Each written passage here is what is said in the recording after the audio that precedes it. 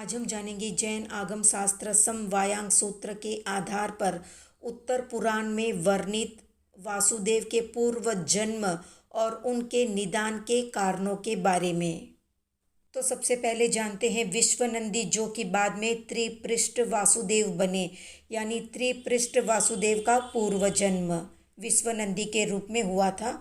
तो संक्षेप में जानते हैं विश्वनंदी के बारे में। तो मगध देश में राजगृह नाम का एक नगर था। वहाँ पर विश्वभूति राजा था। उसकी रानी का नाम जैनी था। उसके एक पुत्र हुआ, उसका नाम रखा गया विश्वनंदी। विश्वभूति के भाई का नाम विशाखभूति था। उसके पुत्र का नाम विशाखनंदी था। विश्वभूति ने अपने भाई को राज्य भार सौंपकर दीक्षा स्वीकार कर ली। राजगृह में एक नंदन नाम का बगीचा था। वो विश्वनंदी को बहुत प्यारा था। एक बार विशाखनंदी ने जबरदस्ती उस उपवन को अपने अधीन कर लिया। विश्वनंदी और विशाखनंदी के मध्य युद्ध हुआ।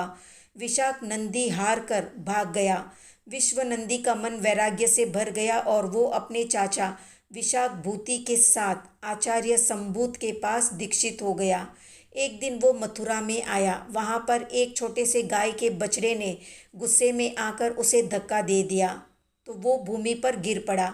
विशाखनंदी, जो युद्ध में हार कर भाग गया था, वो उस समय वहीं पर एक वैश्या के घर के झरोके में बैठा हुआ था। मुनि विश्वनंदी को गिरते देखकर वो हंसा और व्यंग्य से बोला, तुम्हारा पराक्रम आज कहाँ चला गया।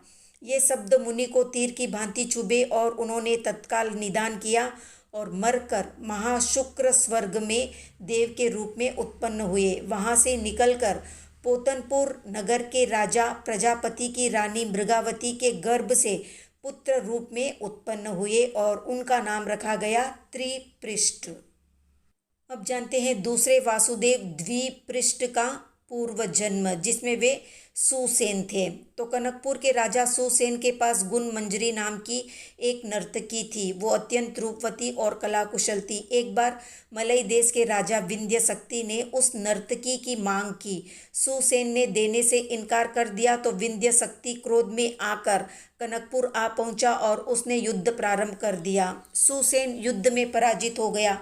कुछ समय के बाद वो विरक्त होकर दीक्षित हो गया, पर विंध्य शक्ति के प्रति उसका वैर बढ़ता ही चला गया। अंत में उसने निदान किया और वहाँ से प्राण त्याग कर प्राणत स्वर्ग में अनुपम नामक विमान देव बना। कालांतर में वहाँ से च्युत होकर द्वारावती नगरी के राजा ब्रह्म की रानी उषा के गर्भ से पुत्र रूप में पैदा हुआ और उसका नाम द्विपृष्ठ रखा गया।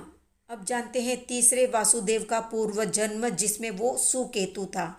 तो कुणाल देश में श्रावस्ती नामक एक नगर था। वहाँ पर सुकेतु नाम का राजा राज्य करता था। वो द्यूत में आसक्त रहता था। एक बार उसने अपना सर्वस्व जूहे में हार दिया।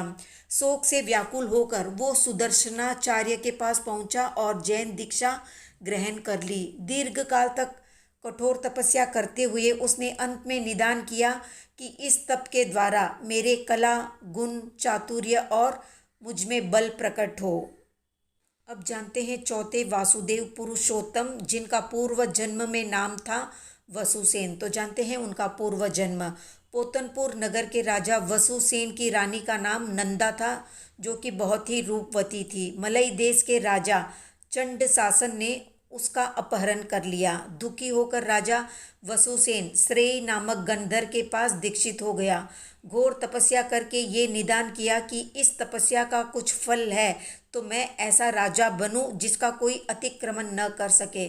उसके बाद वो मरकर 12वें स्वर्ग में गया। वहाँ से निकलकर द्वारावती नगरी के राजा सोमपुत्र की रानी सीता के गर्भ से पुत्र रूप में उत्पन्न हुआ और उसका नाम पुरुषोत्तम रखा गया। अब जानते हैं पांचवें वासुदेव के पूर्व जन्म के बारे में, जिसमें वे श्री विजय नाम के एक विद्याधर के अधिपति थे। एक दिन उन्होंने अमर गुरु और देव गुरु नामक दो श्रेष्ठ मुनियों को नमस्कार किया और उनसे अपने और अपने पिता के पूर्व जन्मों के बारे में पूछा और पूर्व जन्म में उनका क्या संबंध था ये भी पूछा। उन्होंने सारा वृतांत कह सुनाया। उसे सुनकर श्री विजय ने भोगों का निदान किया। छठे वासुदेव के नाम का उल्लेख प्राप्त नहीं होता है और इन्होंने किस कारण से निदान किया था ये भी उल्लेख नहीं है। कहा जाता है कि पूर्व भव में इसने राजा सुकेतु के आश्रय से शल्य सहित तप किया था। सातवें वासुदेव के नाम का उल्लेख नहीं है और इन्होंने क्यों निदान किया था वो भी उल्लेख नहीं है, पर कहा जाता है कि पूर्व भव में वो अयोध्या नगर का राजपुत्र था। पिता का प्रिय नहीं था, इसलिए पिता ने अपने छोटे भाई को युवराज पद दे दिया था और उसने समझा कि ये सारा कार्य मंत्री ने किया है, इसलिए उस पर कुपित हो गया। कालांतर में वो शिवगुप्त मुनि के पास दीक्षित हो गया और मंत्री के प्रति उसका वैर दिन ब दिन बढ़ता चला गया। निदान का कारण अभी तक स्पष्ट रूप से उल्लेख नहीं मिलता है। अब जानते हैं आठवें वासुदेव का पूर्व जन्म, जिसमें वे चंद्रचूल थे। तो मलई राष्ट्र में रत्नपुर नाम का एक नगर था। वहाँ पर प्रजापति नाम का राजा था जिसकी रानी का नाम था गुणकांता। उसने एक पुत्र को जन्म दिया, उसका नाम था इंद्रचूल। उसने एक सेठ की पुत्री से बलात्कार किया। राजा ने उसे मृत्यु दंड दिया। मंत्री ने ये भार अपने ऊपर लिया और उसे एक मुनि के पास छोड़ दिया।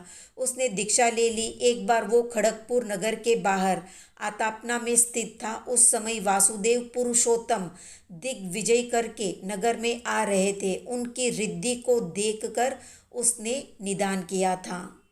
अब जानते हैं नौवे वासुदेव जो कि श्री कृष्ण थे। उनका पूर्व जन्म में नाम था निर्नामक। तो एक बार देवकी ने वरदत्त गणधर से पूछा कि भगवान मेरे घर पर दो दो करके 6 मुनिराज भिक्षा के लिए आए थे।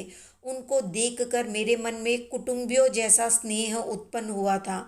इसका कारण क्या है, स्पष्ट करे। तो गंधर ने सारा वृत्तांत बताते हुए अंत में कहा कि ये 6 व्यक्ति तेरे ही पुत्र थे। कंस के भय के कारण नई गमसी देव ने उन्हें अलका सेठानी के यहाँ रख दिया था। अलका ने ही उसका पालन पोषण किया है और ये इसी भव में मुक्त होंगे। पूर्व भव में जो तेरा निर्नामक नाम का पुत्र था उसने तपश्चर्या करते समय निदान किया था, वही अभी श्री कृष्ण के रूप में है। तो ये थी 9 वासुदेवों के पूर्व जन्मों से संबंधित संक्षिप्त जानकारी। तो आज का प्रश्न है, त्रिपृष्ठ वासुदेव भविष्य में कौन से नंबर के तीर्थंकर बने? कमेंट में बताएं। वीडियो पसंद आया तो लाइक शेयर सब्सक्राइब करें।